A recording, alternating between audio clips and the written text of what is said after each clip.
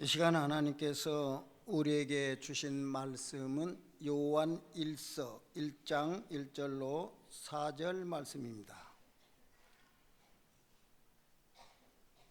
요한 1서 1장 1절로 4절 말씀입니다. 제가 봉독해 올리겠습니다.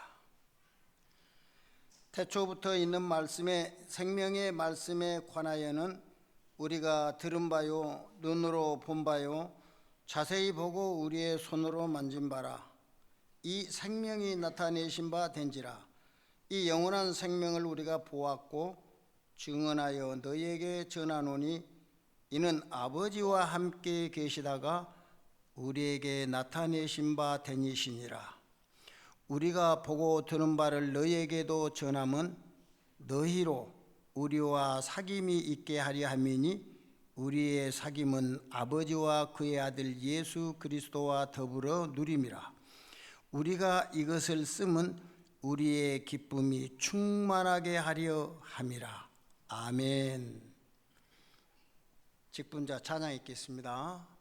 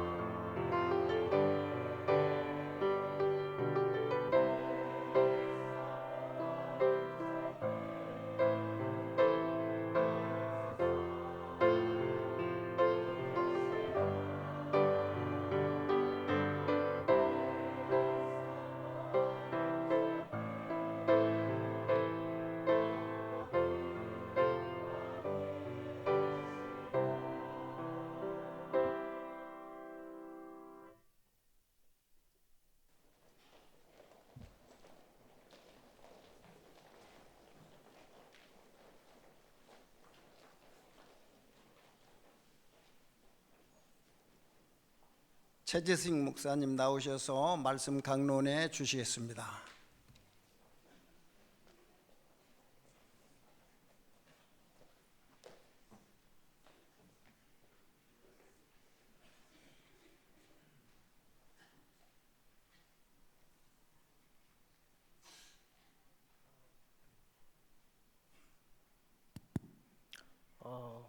먼저 감사드립니다. 기도해 주시고 또 지원해 주시고 또 염려해 주시고 걱정해 주셔서 또 지금까지 잘 지내다가 또 이렇게 방문할 수 있게 된 것 같습니다.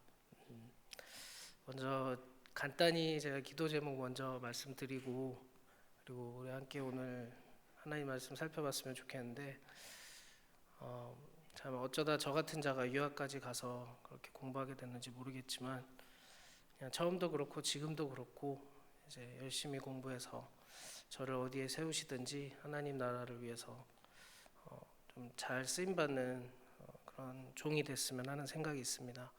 그런데 제가 성격상 한번 생각하는 게 있으면 계속 거기에 생각이 계속 돌아가다 보니까 쉽게 지치는 좀 어리석은 면이 있는데 그렇게 하지 않고 이제 이 다음에 이제 박사 공부를 막 시작했는데 시작하면서는 좀 다른 방식으로 하려고 이제 아내와 계획을 좀 세웠습니다. 그래서 공부할 때 집중해서 하고 쉴 때는 쉬고 하고자 하는 그런 아주 간단한 계획인데 주님이 지혜를 주셔서 제가 끝까지 열심히 잘 공부할 수 있도록 기도를 해주시고 또 한 가지는 제가 지금 있는 곳이 영국의 북쪽의 스코틀랜드의 그 중에서도 북쪽인 아버딘이라는 지역입니다.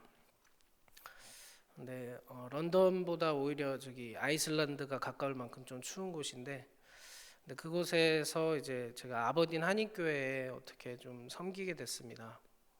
근데 원래 이제 한인교회는 갈 생각이 전혀 없었는데, 근데 그 교회에 이제 이단이 가만히 들어온 이단과 얽힌 일이 있다 보니까 제가 도저히 못 본 채 할 수가 없어서 들어가서 함께 하다 보니까 이제 아직 결정은 안 됐지만 어떠한 방식으로든 이제 교회를 섬길 것 같습니다. 그래서 그 교회를 위해서 기도해 주시고 이미 이단이 한 가정을 이제 데리고 갔는데 하나님께서 좀 지혜를 저에게 주시고 또 지켜주셔서 그 교회를 좀 잘 섬길 수 있도록 그리고 그 교회를 지켜주시기를 위해서 아버딘 한인교회를 위해서도 이렇게 기도해 주셨으면 감사하겠습니다. 제가 잠깐 기도하고 오늘 말씀 살펴보도록 하겠습니다.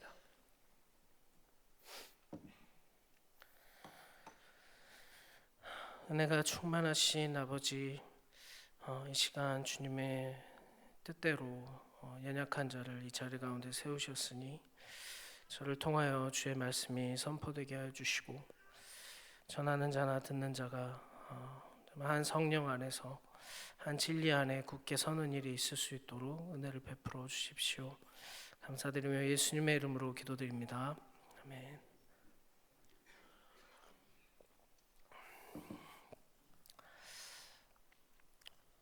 오늘 요한 1서 1장 1절에서 4절 말씀을 같이 살펴보려고 하는데 우리가 생각을 해봤으면 하는 것은 이 요한 1서를 요한 사도가 왜 기록을 하였을까 하는 문제입니다. 우리가 같이 읽은 본문에 보면 이제 왜 기록을 했는지 두 가지가 나옵니다. 3절에 보시면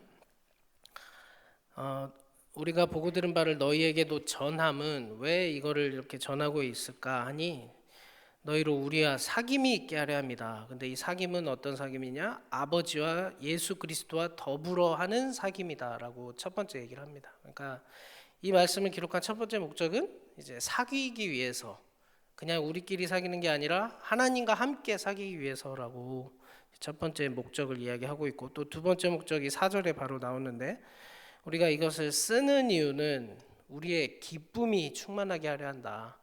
그러니까 사귐을 위해서 기록을 했는데 이 사귐이 그냥 사귐이 아니라 또 기쁨이 함께 있는 그러한 사귐이다라고 얘기를 하고 있습니다.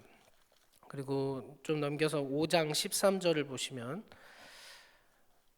내가 하나님의 아들의 이름을 믿는 너희에게 이것을 쓰는 것은 너희로 하여금 너희에게 영생이 있음을 알게 하려 함이라. 그러니까 이것을 쓴 이유는 영생이 있다는 걸 너에게 알려주려고 한다. 그러니까 이 세 가지가 다 그냥 따로따로 얘기를 하는 게 아니겠죠. 이게 다 하나로 하나의 목적을 다 이야기를 하고 있는데, 그러니까 결국 이 요한일서를 기록한 목적은 이제 아버지와 예수 그리스도 그리고 우리 형제 자매된 우리 모든 온 교회가 영원히 기쁨의 사귐을 우리가 갖는다. 바로 그것을 이제 그게 어떠한 내용인지를 이제 너희에게 좀 풀어주려고 지금 이 요한일서를 기록하였다라고 요한 사도가 얘기를 하고 있는 겁니다. 이제 영원한 기쁨의 사귐 그게 뭔가 그것에 대해서 좀 설명을 하려고 이제 요한일서를 기록을 한 것입니다. 흔히 이제 학자들이 하는 말로 담임 목사님께서 강론에 가시기 시작하신 요한복음은 이제 믿기 시작하는 자들을 위해서 기록한 서신이라고 하고, 요한일서는 이미 이제 믿음 위에 서 있는 자들을 굳건히 세우기 위해서 기록한 서신이라고 합니다. 그래서 이 믿음 위에 이미 서 있는 그리스도인들에게 이제 예수 그리스도를 믿고 이제 하나님의 자녀가 된 자들에게 그냥 이 세상에서 사는 게 아니라 이 세상에서 사는 것은 무엇인가 하니 하나님과 영원히 사귀는 그 사귐이 이미 시작한 것인데, 그 이미 시작한 영원한 기쁨의 사귐이 어떤 건지 이제 설명을 해주는 것이라는 겁니다. 그래서 이 오늘 본문에서 1절부터 이것도 굉장히 큰 주제이기 때문에 다 다룰 수 없지만 오늘 본문 1장 1절에서 4절에서 이 내용을 이제 어떻게 다루고 있는지 크게 두 가지를 말씀을 드리려고 합니다. 첫 번째는 이제 1절에서 3절까지 보시면 계속해서 반복되고 있는 단어가 있습니다. 그게 어떤 걸까요? 계속해서 반복되고 있는 단어.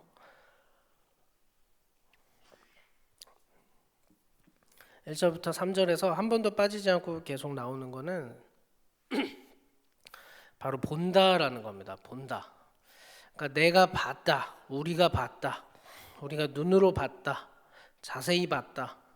이 영원한 생명을 우리가 봤다. 그리고 3절에도 보면 우리가 보고 들은 바. 그러니까 뭔가 우리가 봤다는 거를 계속 반복을 하고 있습니다. 근데 그렇게 얘기하고 나서 이제 4절에서는 그런데 우리가 이것을 쓴다라고 이야기를 하고 있습니다. 그래서 이 봤다라는 내용이 어떤 의미가 있을까, 이것을 먼저 한번 우리가 살펴보려고 하고, 두 번째는 이제 그렇게 내가 봤다 들었다라고 얘기하면서 사도 요한이 얘기하려는 거는 뭔가 하니 바로 내가 그 보고 들은 증인이다. 그러니까 이 증인이다라는 말은 또 무슨 의미인지 두 가지를 오늘 살펴보려고 합니다. 제가 이렇게 준비를 하다 보니까 이제 오랜만에 이제 성도님들을 대하게 돼서 그런지 상당히 많은 내용을 기록을 하게 됐습니다. 그래서 혹시라도 제가 길어지더라도 제가 또 언제 이렇게 여러분들과 이렇게 대할 수 있는 시간이 많지 않으니까 너그럽게 이해를 해주시기 바랍니다. 그런데 아마 그렇게 많이 길지는 않을 것 같습니다. 첫 번째로 먼저 이제 세 번이나 본다, 봤다, 우리가 봤다 이런 얘기를 계속했는데, 이렇게 처음에 3절에 걸쳐서 봤다는 것을 계속 반복을 하고 나서 이제 뒤에 가서는 그런데 이 봤다라는 내용이 나오지가 않습니다. 이제 그 뒤로 이야기하는 거는 아까 말씀드렸듯이 요한일서를 기록한 목적, 이 영원한 기쁨의 사귐이 어떤 것인지를 설명을 하고, 그래서 우리가 뭘 믿어야 하는지, 우리가 어떻게 살아야 하는지 그런 것들을 계속 이야기하지, 이제 자기들이 뭘 봤다고 처음에 얘기해놓고 그것에 대해서는 이야기를 일절 하지를 않습니다. 그러니까 예수님을 본다 이러한 내용은 뒷부분에서는 이제 다시 오실 예수님을 우리가 볼 거다라고는 얘기는 하지만, 정작 앞에서 1절부터 3절까지 내가 봤다, 우리가 봤다 막 이렇게 얘기를 해놓고 정작 뭘 봤는지는 이야기를 하지를 않습니다. 그러니까 예를 들면은 예수님이 뭐 어떻게 생기셨는지, 뭐 눈 색깔은 뭐고, 머리가 곱슬인지 직모인지, 키가 크신지 작으신지, 근육질인지 이런 일이 일체의 언급이 없습니다. 단지 예수 그리스도께서는 빛이시다라는 언급만 있지, 이 성경은 예수님의 외모에 대해서 전혀 언급을 하지 않습니다. 오히려 이후의 내용들은 이제 계명을 지켜라, 사랑해라, 또 예수 그리스도는 진리시다, 의이시다 이러한 이야기들을 반복해서 이야기하지, 그리고 그러한 것들 가운데 우리가 어떻게 이 영원한 기쁨의 교제를 어떻게 해 가야 될지에 대해서 이야기를 하지, 정작 뭘 받는지는 이야기를 안 한다는 것입니다. 더 정확하게 이제 예수님의 외모에 대해서는 전혀 성경이 언급을 하고 있지 않다고 했는데, 그렇다면 이 요한일서의 관심은 어디에 있는가? 오히려 이 지대한 관심은 예수님이 누구이신지, 예수님이 가르치신 건 뭔지, 예수님이 우리에게 원하시는 건 뭔지, 이 예수님이 뜻, 예수님의 생각에 초점이 맞춰져 있지 예수님의 외모에 대해서는 관심이 없다는 것입니다. 이것은 너무 당연한 얘기고 우리가 쉽게 이해를 할 수 있는 부분입니다. 이미 교회를 많이 다니셨고 이 성경의 진리에 좀 어느 정도 익숙하신 분들은 당연히 예수님의 외모가 기독교에서 중요한 게 아니고, 기독교에서 중요한 것은 예수님의 본질이 무엇이신지 그게 중요하다는 것을 잘 아실 겁니다. 하지만 가만히 이 한국 교회와 또 이 전 세계 교회를 살펴보면, 그런데 이게 정말 당연한 건데 2000년 동안 이걸 다 당연하다고 생각해 왔는데, 근래 이 한국 교회나 세계 교회는 그렇게 생각하지 않는 것 같습니다. 오히려 우리가 이 진짜 불필요하다고 생각하는 것, 이 지엽적이라고 생각하는 것에 더 많은 관심을 쏟는 것 같습니다. 그러니까 뭔가를 보는 것, 아니면 뭔가 특별한 무엇인가를 경험하는 것, 아니면 특별한 뭔가를 좀 체험하는 것, 감각적으로 뭔가 느끼는 것, 이러한 것들에 한국 교회와 또 세계 교회가 온통 정신이 팔려 있는 것 같은 참 불행한 상황들을 많이 보게 됩니다. 우리 교회에서는 그러한 이야기들이 일체 선포되지 않기 때문에 우리 참 다소 생소할 수 있지만, 조금만 밖에 나가서 다른 교회 다니는 성도들을 만나거나 이제 뭐 다른 TV에서 흘러나오는 음성들, 그 말씀들을 듣거나 할 때 참 그러한 것들에 이 한국 교회나 세계 교회가 너무도 빠져들고 이 감각적인 것을 추구하는 잘못된 신앙으로 흘러가고 있는 것을 우리가 많이 보게 됩니다. 저는 이러한 체험, 어떤 감각적인 체험이 완전히 잘못됐다는 걸 이야기하는 게 아닙니다. 사실 저도 처음 예수 그리스도를 이제 인격적으로 믿기 시작했을 때 마치 하나님이 그 수련의 장을 다 품고 계시는 것 같은 그런 환상을 보면서 처음 믿기 시작했었습니다. 그렇지만 그러한 거는 지나고 볼수록 정말 중요한 게 아니라는 것을 더욱더 절감하게 됩니다. 그것은 성경이 오늘 본문에서도 보았듯이 성경이 관심을 기울이고 있는 것이 아닙니다. 예수 그리스도를 내가 봤다는 얘기를 그렇게 해놓고도 사도 요한이 예수님의 외모에 대해서는 1절 얘기하지 않듯이, 성경의 관심은 어떤 외적인 것, 우리가 보는 것, 뭔가 경험하는 것, 감각적으로 우리 마음속에 뭐 다가와서 우리의 자극을 채워주는 것, 그런 것이 아니라는 겁니다. 성경이 오히려 그러한 것들은 성경이 조심하라고 하는 것에 더 가깝습니다. 요한일서에서도 오히려 모든 영이 다 선한 게 아니다, 영들을 분별해라, 조심해라 라고 얘기하고 있습니다. 그렇지만 오늘날 한국교회, 전 세계 교회는 무분별하게 좋은 게 좋다는 식으로 다 허용된다는 듯이 이야기를 합니다. 그리고 그러한 것들이 다 영성에 도움이 된다라는 식으로 이야기를 합니다. 그 결과가 무엇입니까? 우리의 조국 교회가 이단으로 몸살을 앓게 된 그러한 결과가 아니겠습니까? 세계 유례 없이 수많은 이단들이 창궐하는 것이 우리 조국 교회의 참 비통한 현실입니다. 그러한 결과를 낳게 된 이유가 무엇입니까? 다 이러한 뭔가 그 자극적인, 뭔가 봤다고 하는 사람들, 뭔가 보여주겠다고 하는 사람들이 강단을 점령하고 거기에 휩쓸리고 나도 한번 보자, 나도 한번 느껴보자라는 식의 감각적인 신앙에 몰두하다 보니까 결국 한국 교회가 이 지경이 되는 것 같습니다. 얼마 전에 개신교 인구 통계를 이야기를 하면서 이제 세간의 우려와는 달리 오히려 인구가 더 늘었다는 통계가 나와서 한국 교회가 상당히 고무되는 일이 있었습니다. 이 한국 교회가 이제 드디어 불교를 제치고 제일 종교가 됐다라고 막 떠들어대던 일이 있었는데, 근데 조금 뒤에 며칠 뒤에 알고 보니까 그 통계 안에 이제 신천지나 뭐 통일교나 이런 이단들도 다 싸그리 포함시켜서 그런 결과가 나왔던 거였습니다. 적그리스도와 미혹하게 하는 이들은 역사적으로 항상 있었고 성경도 그렇게 얘기하고 있고 어떻게 보면 당연한 일입니다. 하지만 한국 교회가 이 진리 자체, 예수 그리스도의 본질이 무엇인지, 예수 그리스도가 정말 참으로 무엇인지보다 뭔가 체험적이고 감각적인 것에 더 몰두하였기 때문에 오늘날의 이러한 상황을 낳게 된 것은 틀림이 없어 보입니다. 그렇기 때문에 뭔가 예수 그리스도를 봤다, 뭔가 경험했다, 이러한 것들은 사실 우리에게 1차적으로 요구되는 몫이 아닙니다. 그러한 것들은 제일 첫 번째 증인이었던 사도들과 초대교회 그 사람들의 몫이었습니다. 그렇다면 우리의 몫은 무엇입니까? 우리의 할 일은 무엇입니까?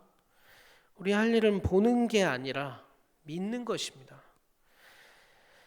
요한복음 6장 28절에서 29절에 나오듯이 이 하나님의 일은 다른 게 아닙니다. 하나님의 일은 하나님의 보내신 자를 믿는 것입니다.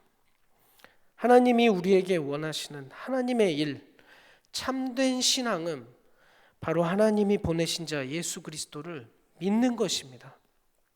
그래서 성경은 믿음이 이긴다라고 얘기를 합니다. 그래서 보지 않고 믿는 자가 복되다고 예수님이 이미 수천 년 전에 오고 오는 당신의 자녀들을 기억하시면서 위로와 권고의 말씀으로 미리 주신 것입니다. 보지 않고 믿는 자가 복되다. 그것이 너희 할 일이다 라고 성경은 이야기를 하고 있습니다. 성경에서 믿음에 대한 찬사가 계속해서 이어지는 이유도 바로 이것 때문입니다. 보지 않고 믿는 것, 그것이 우리 그리스도인의 신앙생활의 진수이기 때문입니다. 이 보이지 않는 실제, 보이지 않는 예수님, 보이지 않는 이분이 이 세상에 보이는 수많은 것들보다 훨씬 더 강력하게 한 사람을 뒤바꾸고 한 민족을 뒤바꾸고 전 세계를 뒤바꾸는 일을 있다는 것을 우리는 기독교의 2000년 역사를 통해 우리 스스로가 증인입니다. 2000년 전에 예수 그리스도께서 처음 교회를 세우셨을 때 하나님의 교회는 딱 하나의 점에 지나지 않았지만 2000년이 지난 우리가 보는 하나님의 나라는 어떻습니까? 온 세상을 뒤엎고 온 세상의 잘못된 것들을 다 내쫓고 모든 민족들 가운데에서 그 민족을 추동하는 힘이 되어서 하나님의 나라를 세우는 일들을 우리는 눈으로 명명백백히 보고 있습니다. 우리나라만 봐도 그렇지 않습니까?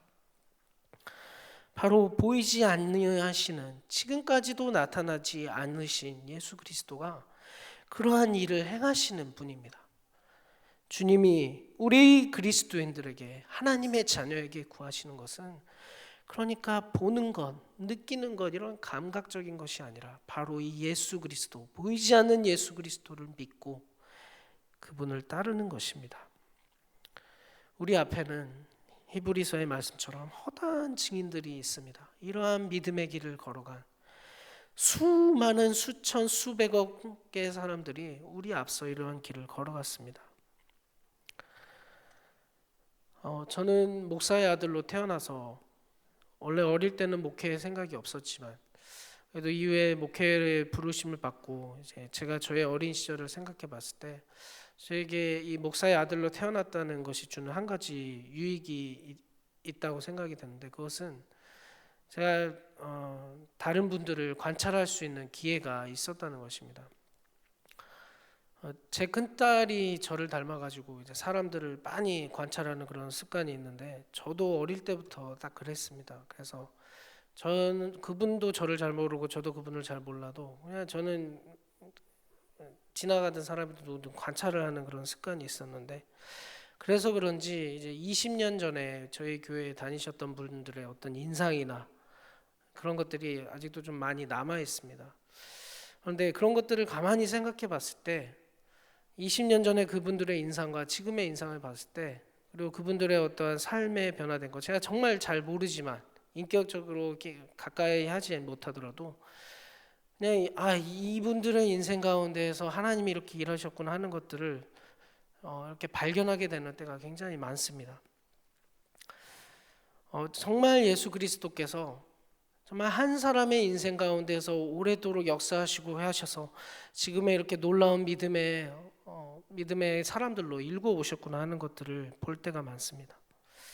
물론 교회를 어렵게 하고 떠나신 분들도 많이 있었던 것 같지만, 제가 교인분들을 다 일일이 알지 못하지만, 그렇지만 그러한 인상들을 놓고 봤을 때 정말 하나님이 이 한 사람 한 사람을 돌보신다는 것들을 알 수가 있었습니다. 그런데 그것뿐입니까? 우리 각자가 잘 알듯이 우리 주변에도 그러한 수많은 이제 증인들이 있듯이 2000년의 역사 가운데 하나님의 일들을 통해 뒤바뀌고 한 민족을 뒤바꿨던 수많은 사람들이 있듯이 이 세상에는 이 하나님의 증인, 예수 그리스도의 증인들이 있습니다. 그들 모두가 보이지 않는 예수 그리스도를 믿음의 눈을 통해서 바라보았고, 그리고 그 믿음을 통해 변화되고 구원된 삶을 살았습니다. 우리는 지금까지 이어져 온 이 2000년이나 이어져 온 이 길, 이 믿음의 길 가운데 동참하고 있는 사람들입니다. 이 믿음의 길은 승리의 길입니다. 우리는 이미 이 승리의 길에 동참을 하고 있는 것입니다. 이제 다가오실 주님, 그때가 되면 우리가 눈으로 직접 뵐 수 있겠죠. 그 날을 바라보면서 이제 믿음의 싸움을 해 나가가면서 오실 주님을 기다리면서 이 믿음의 싸움, 승리의 싸움에 이 길에 우리는 이미 동참하고 있는 것입니다. 오늘 본문에서 사도 요한이 요한일서를 기록한 목적을 얘기하고 있는 것처럼 우리가 하나님과 사귀기 위해서, 그리고 모든 성도들과 그리스도 안에서 사귀기 위해서 바로 이 믿음의 눈이 계속해서 필요한 것입니다. 뭔가를 경험하고 자극하고 내가 뭔가 이 신앙생활에 뭔가 활력이 필요하다고 해서 찾는 것은 어리석은 것입니다. 우리에게는 이미 이 신비로운 믿음을 주셨습니다. 어떻게 이 보이지도 않는 분, 증거도 없고, 세상 사람들은 예수가 있다면 증거를 보여봐라 라고 얘기하지만 어떻게 그들에게 보여주겠습니까? 그럼에도 부인할 수 없는 그 보이지 않는 모든 믿는 사람들의 삶 가운데, 그들의 중심 가운데 실제하고 계시는 예수 그리스도, 우리가 그것을 부인할 수 없지 않습니까? 바로 이것이 이 믿음, 이것이 신비이고 이것이 우리의 신앙의 유일한 활력입니다. 다른 무엇인가로 우리의 신앙의 활력을 삼을 필요가 없습니다. 이미 우리 모두는 이 믿음의 길, 승리의 길, 신비로운 길 가운데 들어서 있는 것입니다. 믿음이 없이는 하나님을 기쁘시게 할 수 없습니다. 믿음을 통해서 아브라함도 의롭다함을 받았습니다. 주님이 지금도, 예수 그리스도께서 지금도 너희들 가운데 믿음을 보겠느냐라고 하시며 믿음이 있는 자를 찾으십니다. 그렇기 때문에 다른 무엇을 구하지 마십시오. 다른 무언가 신비로운 게 있다, 내가 뭔가 봤다. 저도 7년 동안이나 신비주의에 빠져 있을 때 그런 거 봤다는 사람 참 많이 쫓아다니고 그랬습니다. 그렇지만 그러한 일들을 통해 누릴 수 있는 유익은 모래알 하나리라면, 그러한 일들을 통해 누리게 되는 해악은 천지와 같았습니다. 뭔가 새로운 게 있다, 신비로운 게 있다, 이런 거를 해봐 좀, 그러면 신앙에 활력이 생긴다. 그런 것들에 귀를 기울이지 마십시오. 우리는 이미 이 세상은 도무지 이해할 수 없는 믿음의 신비 속에 이 신비, 비밀한 길에 들어선 사람들입니다. 우리에게 이미 주신 선물, 이 믿음이 이 세상에서 가장 신비로운 것입니다. 오히려 우리 안에 있는 이 믿음, 이미 선물로 주신 이 믿음이 약하여지지는 않았는지 그것을 돌아보아야 합니다. 믿음은 결코 처음에만 필요한 게 아닙니다. 우리의 신앙생활에서 우리는 계속해서 우리 자신의 마음과 믿음을 돌아보고 내가 정말 하나님만을 바라보고 있는지, 내 믿음이 약해진 것은 아닌지 오히려 그것을 점검해야 합니다. 한번 히브리서 10장을 찾아보겠습니다. 히브리서 10장 21절에서 25절입니다.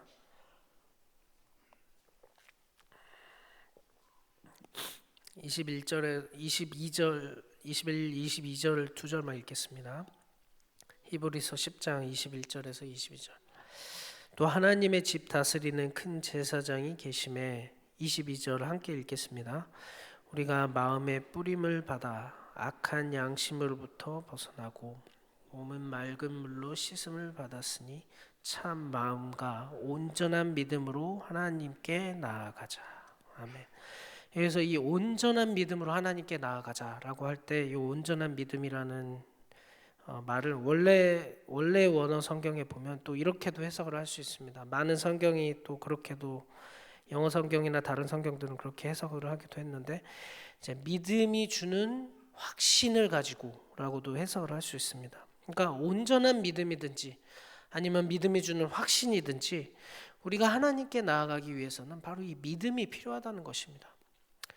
여러분의 신앙생활의 목적이 무엇입니까? 뭔가 내 마음을 채워주기 위해서 그러한 것이 우리에게는 중요한 원인이 됩니다. 그러나 그게 그냥 어떤 내 감각의 기쁨, 감각적인 것을 채워주기 위한 것이라면 그것은 잘못된 신앙입니다. 하지만 우리 안에 뭔가 허전하고 마음이 채워지지 않는 것이 있어서 그래서 내가 뭔가 신앙생활을 하려고 한다. 그것은 하나님께로 나아가게 하는 중요한 아주 좋은 도구가 됩니다. 그러한 과정을 통해 우리가 하나님께 나아가고자 한다면 우리에게 먼저 필요한 것은 믿음입니다. 그러므로 우리가 우리 안에 신앙의 활력이 떨어졌다. 뭔가 나에게 새로운 신앙의 원동력이 필요하다 싶을 때 우리가 해야 될 것은 뭔가 경험하는 게 아니라 믿음을 구하고 다시금 우리에게 믿음을 굳건히 세워주시기를 구하고 그렇게 하는 것입니다. 그런데 오늘 본문에 그러한 이 믿음을 너희의 그 믿음을 하나님께 나아가기 위해서는 이 믿음이 필요하다고 했는데 하나님과 사귀기 위해서는 믿음이 필요하다고 했는데 그러면 어떻게 해야 되는가에 대한 그 힌트가 나와 있습니다. 4절에 보시면 요한일서 1장 4절에 보시면 이렇게 나옵니다. 우리가 이것을 쓰면 우리의 기쁨이 충만하게 하려 합니다. 무엇입니까? 힌트가 우리가 이걸 썼다는 겁니다. 우리의 믿음, 하나님께 나아가기 위해선 우리가 믿음을 더욱더 굳건히 하고 하나님을 바라보며 나아가야 하는데 이것을 위해서 하나님께서 하나님의 사도들과 선지자들을 통해 이것을 써서 우리에게 주셨다는 겁니다. 우리에게 써주신 이것, 이 하나님의 말씀, 기록된 것, 이것이 우리가 하나님께 나아갈 수 있도록 도와주는 하나님이 우리에게 주신 믿음의 방편입니다. 살아계신 성령께서 우리가 말씀을 가까이 대하고 말씀을 듣고 하나님께 나아가고자 구하며 하나님께 믿음을 구하며 나아갈 때 우리를 도우십니다. 성령께서 진리의 영이신 성령께서 생명의 말씀을 통해 이 기록된 말씀을 통해 우리의 믿음이 더욱더 굳건해지도록 우리의 귀를 사로잡고 우리의 영을 사로잡고 말초적인 것들로 우리를 자꾸만 끌고 가는 이 탐욕과 음란과 이 쾌락의 시대 가운데서 우리가 다시금 주님께로 나아갈 수 있도록 도우십니다. 성령께서 바로 이 말씀을 통해 도우십니다. 그렇기 때문에 사도들이 이것을 쓴 것입니다. 우리에게 이미 하나님이 모든 길을 다 마련해서 주셨지만 이게 너무도 흔해 빠져 보여서 그런지 몰라도 사람들이 자꾸만 다른 것을 찾습니다. 다른 것은 없습니다. 다른 길은 없습니다. 주님이 이미 다 주셨습니다. 우리 안에 믿음을 주셨고 우리에게 성경을 다 기록하여 주셨습니다. 그리고 우리가 그리스도를 믿고 거듭났을 때 성령께서 이미 우리 가운데 살아서 결코 우리를 떠나시지 않습니다. 우리 안에 이미 다 주셨는데 우리는 자꾸 다른 걸 봅니다. 우리가 정말 주님을 찾고자 한다면 우리에게 이미 주신 것 가운데 충실해야 합니다.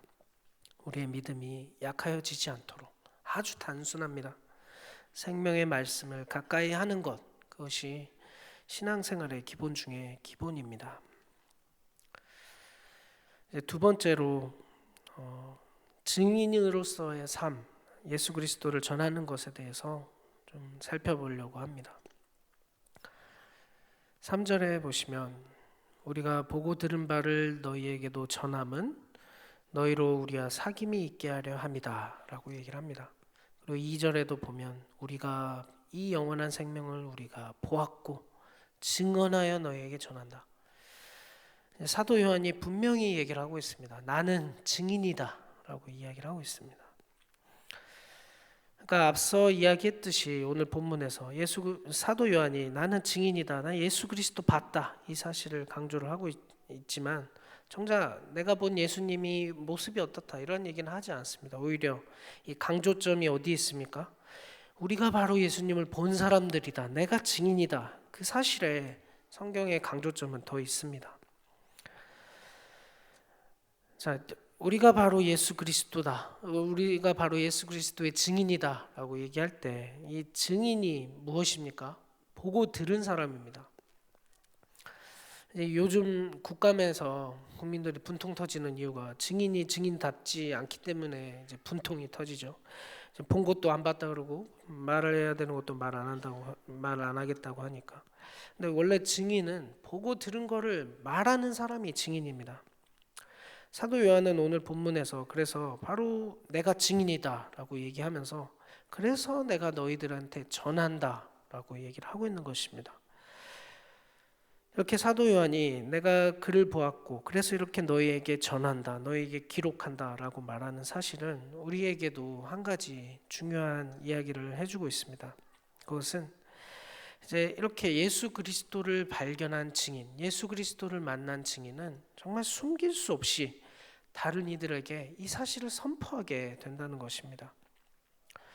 이것이 바로 이 생명의 말씀의 특징입니다.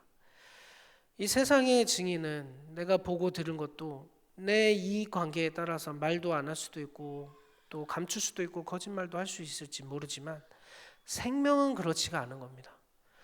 죽었던 씨앗이 생명을 틔웠을 때 그것이 어떻게 그 자신의 생명을 숨길 수가 있겠습니까?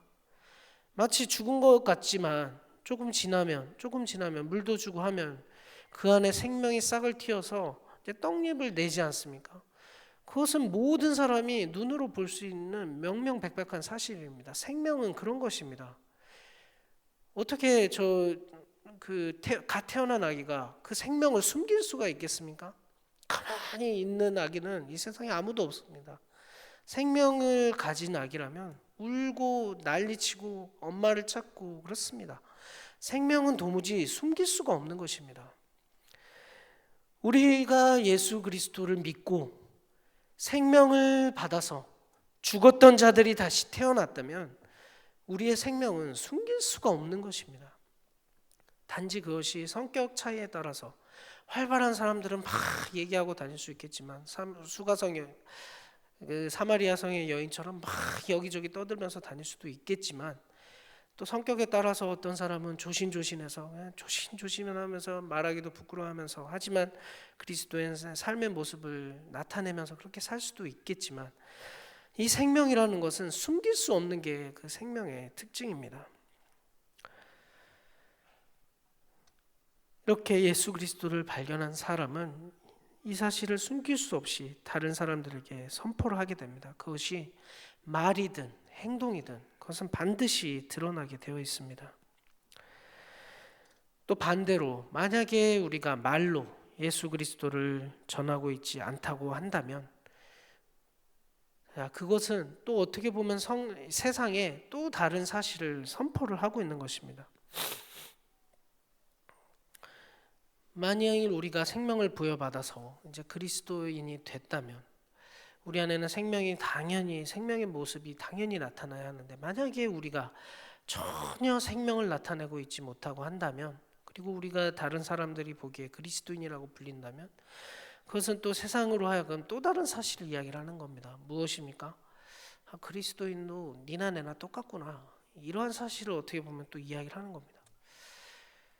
그러니까 그것은 참 그 자체로 비극이죠.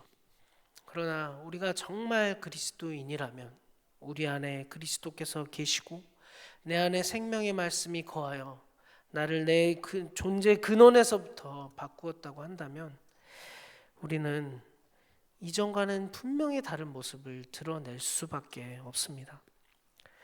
생명을 소유한 사람은 그 생명이 아무리 어린 생명이라고 할지라도 향기를 피우는 꽃처럼 반드시 그 향기를 드러냅니다. 그렇기 때문에 우리가 그리스도의 향기인 것입니다. 우리의 존재 자체로 그리스도가 살아계시다는 증거를 우리는 이 세상 가운데 선포하고 있는 것입니다. 우리 모두가 그리스도께서 지금도 살아계셔서 당신의 백성을 끌어모으시고 생명의 일을 하고 계시다는 것을 우리가 말로써 삶으로써 이 세상 가운데 향기로 드러내는 그러한 모든 우리 각자가 증인이라는 것입니다. 때로는 겉으로 보기에 우리나 세상 사람이나 똑같다고 생각할 수도 있습니다.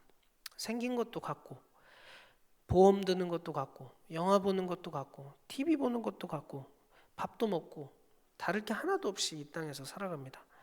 심지어 믿지 않는 사람도 교회에 들락날락하기도 합니다. 그렇지만 도저히 세상이 갖지 못한, 세상과 우리가 다른 아주 근본적인 차이가 무엇입니까? 그것은 바로 우리 안에는 예수 그리스도, 생명이, 말씀이 계시다는 것입니다. 그렇기 때문에 우리 한 사람 한 사람은 지극히 존귀한 것입니다.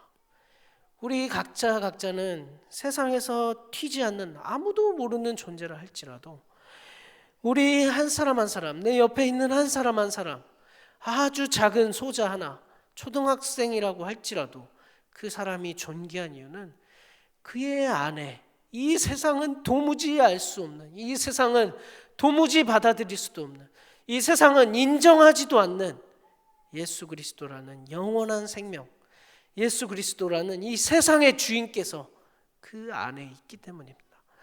우리 각자가, 우리 옆에 있는 이 존재가, 우리의 지체가 그토록 소중한 이유가 바로 이 예수 그리스도 때문입니다. 그렇기 때문에 그리스도인 가운데는 아무도 비천한 사람이 없습니다. 이 더럽고 악한 세상은 감히 받아들이지 못하는 예수 그리스도가 우리 한 사람 한 사람 가운데 지금도 살아서 역사하시고 우리 가운데 생명의 일들을 행하고 계십니다. 우리 각자가 이 세상 가운데 그리스도인의 증인으로 살아가도록 우리 가운데에서 계속해서 못 살게 하시고 생명의 향기를 뿜게 하시고 변화되게 하시고 말씀을 듣게 하시고 우리의 양심을 쥐어짜시더라도 우리가 그 자리 가운데 머물러 있지 못하게 하시는 것입니다. 세상 사람들이 악한 사람은 등쳐먹고 강한 사람에게는 아부한다고 해서 우리가 어떻게 그렇게 똑같이 하겠습니까? 우리가 그 세상 사람과 똑같이 한다면 주님이 우리를 가만히 두시겠습니까? 우리는 다를 수밖에 없습니다. 세상 사람들이 다 거짓말한다고 우리가 어떻게 똑같이 거짓말하면서 살겠습니까? 주님이 우리 가만히 내버려 두시겠습니까? 주님은 결코 당신의 자녀를 가만히 내버려 두시지 않습니다. 그것이 주님이 그리스도인의 그 중심 가운데서 하시는 일입니다. 주님은 결코 실패하지 않습니다. 우리가 아무리 버틴긴다고 할지라도 주님은 포기하지 않으십니다. 주님은 오래 참으시는 분입니다. 2000년 동안 참으셨습니다. 아직도 안 오시고 아직도 사람들을 기다리시는 분이 우리 같은 인생들 80년, 90년 못 참아주시겠습니까?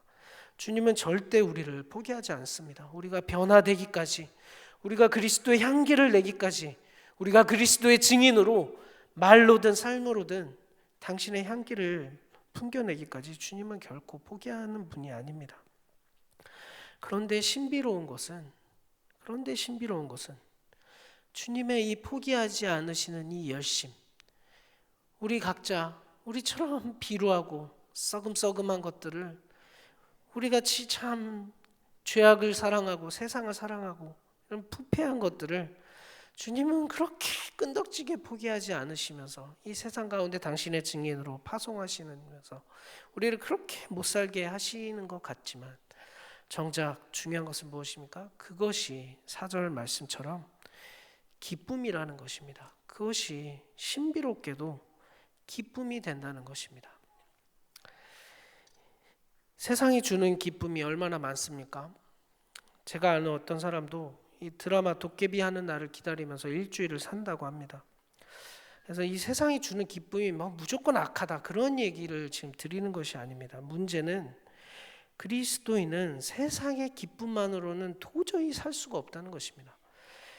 이 우리 안에서 하나님이 계속해서 못 살게 구시는 것만 같고 세상은 자꾸 기쁨만을 주는 것 같을지 모르지만 우리가 우리 안에서 못 살게 구시는 말씀을 통해서든 무엇이든 그 주님의 음성에 순종하고 이제 주님이 그토록 책망하시던 것에 한 발자국 순종하고 주님이 그렇게 원하시지만 우리가 수십 년 동안 순종하지 않았던 그 일 하나 순종했을 때 그 순간 우리에게 주시는 놀라운 기쁨이 있습니다.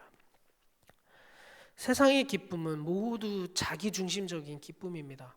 내가 보기에 좋은 것, 내 새끼가 잘 되는 것, 내가 성공하는 것, 다른 사람이 날 우러러보는 것, 다른 사람들보다 우리 가족이 잘 사는 것, 부자 되는 것, 다 세상의 기쁨은 다 자기중심적인 기쁨입니다. 그러나 이 하나님 앞에 순종하여서 한 걸음 얻었을 때 얻게 되는 기쁨은 자기중심적인 기쁨이 아니라 바로 우리의 기쁨입니다. 예수 그리스도의 기쁨, 그 기쁨 가운데 함께하는, 그리고 우리 지체와 함께하는, 그러한 함께하는 기쁨입니다.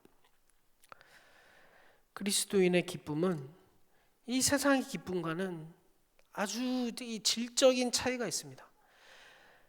그리스도인의 기쁨, 하나님의 말씀에 순종하였을 때 맛보는 기쁨은 우리 안에서부터 나오는 그런 유격적인 기쁨이 아니라 하늘로부터 오는 기쁨이기 때문입니다. 예수 그리스도께서 주시는 그 기쁨 가운데 우리가 참여하게 되는 그러한 기쁨입니다. 이 참된 기쁨은 참여하는 사람마저 기쁨이 충만하게 하는 그러한 기쁨입니다. 요한복음 요한 1서를 기록한 목적 중 하나라고 제가 말씀드렸던 5장 13절의 말씀처럼 우리는 영원한 것을 위해서 삽니다. 그 영원한 것은 바로 그리스도와 사귀는 것, 그리스도와 사귈 뿐만이 아니라 3절에 요한 1서 1장 3절에 나오듯이 아버지와 그의 아들 예수 그리스도와 더불어 우리와 함께, 여기서 우리는 무엇입니까? 교회, 지체된 우리 모든 그리스도인과 함께 누리는 사귐이라는 것입니다. 이것은 영원한 사귐입니다.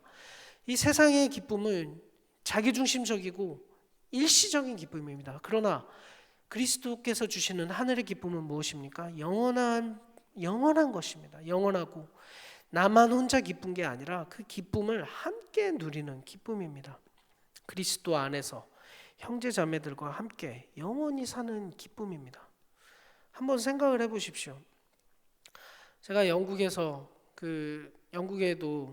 어딜 가나 그렇지만 중국인이 엄청 많습니다. 그 많은 중국인들이 요새 보면 뭐 샤오미니, 화웨이니 이런 자국산 핸드폰을 다 하나도 예외 없이 들고 다닙니다. 그러면서 제가 어쩌다 그 중국 사람한테 그거 샤오미네, 화웨이네 이렇게 얘기해주면 그렇게 기뻐하고 막 자랑을 합니다.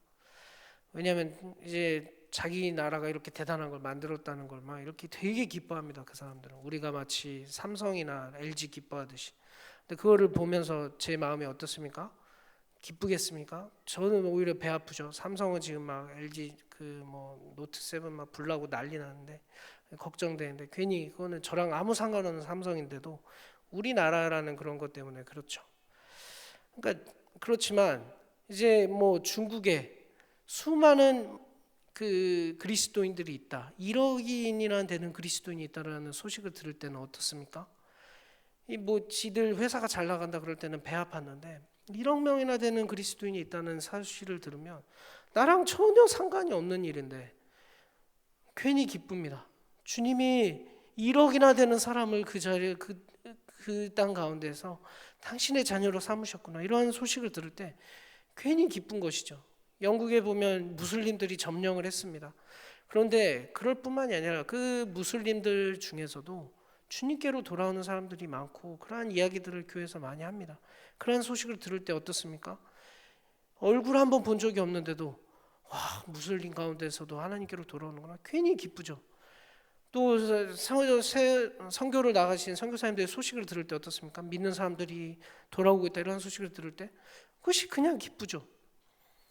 또 교회 안에서 어떻습니까? 제가 가장 교회 다닐 때 가장 감명 깊을 때는 세례식입니다. 그것도 중년의 남성분들이 나와서 세례 받을 때 그렇게 감동적일 수가 없습니다. 그게 왜 기쁩니까? 저는 얼굴도 모르는데 그 아저씨고. 그런데 괜히 기쁘죠. 그런 분들이 하나님을 믿었다고 할 때. 그것이 무엇입니까?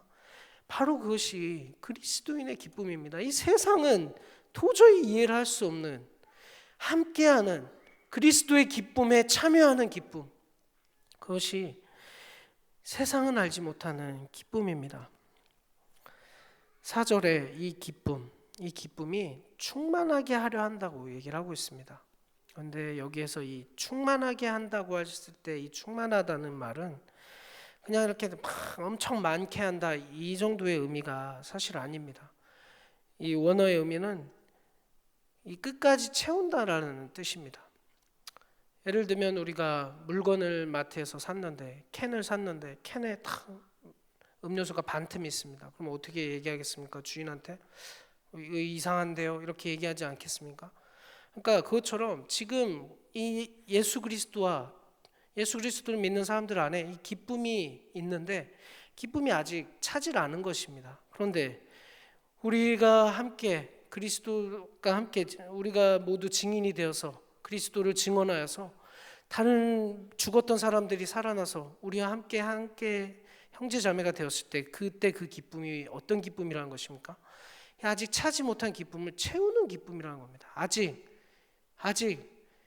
이 하나님의 교회의 기쁨은 차지 않았습니다. 주님이 오시는 그날, 주님이 택하신 모든 사람이 주님께로 돌아오는 그날 기쁨은 가득 차게 될 것입니다. 그때까지 우리의 기쁨은 계속해서 충만하고 계속해서 채워져 가는 것입니다. 바로 그것이 증인이 이 세상에서 누리는 기쁨입니다. 주님이 오시는 날까지 우리는 어떻게 보면 우리의 기쁨을 계속해서 채워가는 것입니다. 어떻게?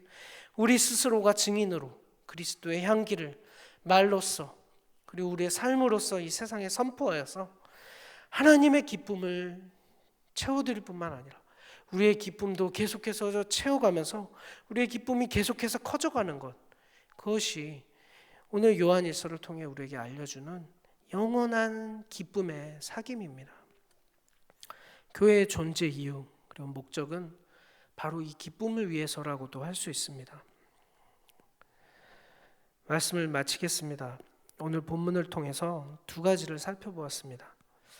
첫 번째로 신앙은 뭔가 환상을 보는 것, 감각적인 것을 추구하는 것, 그러한 것이 아니라고 말씀드렸습니다.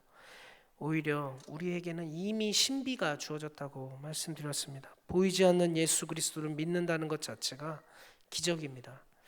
신앙의 중심은 오히려 이 보이지 않는 그리스도를 믿는 것, 이것입니다. 그것을 위해서 주님은 이 믿음을 우리가 계속해서 굳건히 붙잡을 수 있도록 기록된 말씀, 생명의 말씀을 주셨습니다. 그렇기 때문에 이미 우리에게 주신 이 신비, 믿음을 더욱 굳세게 하기 위해서 우리는 다른 무엇에 우리의 눈을 돌릴 것이 아니라 우리에게 이미 주신 생명의 말씀을 가까이 해야 합니다. 또한 우리는 사도 요한의 본을 보면서 예수 그리스도를 소유하였다는 것은 바로 그 자체가 증인이라는 사실을 살펴보았습니다.